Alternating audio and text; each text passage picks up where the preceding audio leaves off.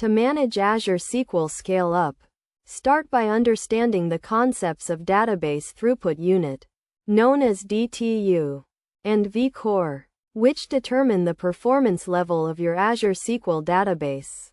DTU is a blended measure of CPU, memory, reads, and writes, while vCore represents the number of logical CPU cores allocated to your database.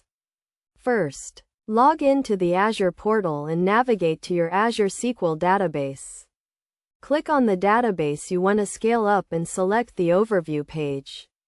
Then, click on the Pricing Tier option to view the current pricing tier and DTU or vCore allocation. To scale up, click on the Configure button next to the Pricing Tier option. This will take you to the Pricing Tier page where you can select a new pricing tier with increased DTU or vCore allocation.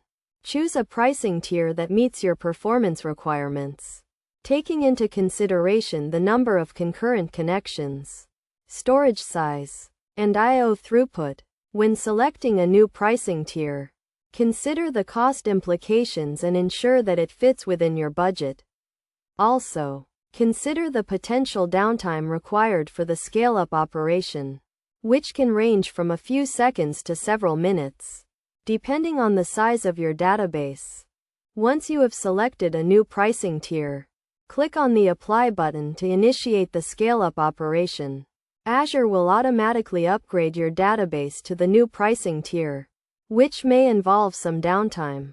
After the scale-up operation is complete, monitor your database performance to ensure that it is meeting your requirements. Use the Azure Portal metrics to track CPU usage, memory usage, and I/O throughput to determine if further adjustments are needed.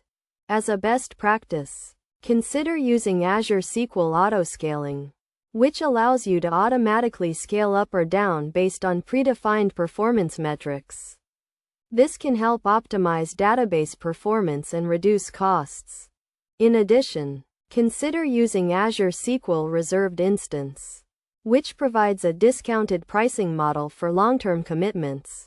This can help reduce costs and provide more predictable budgeting.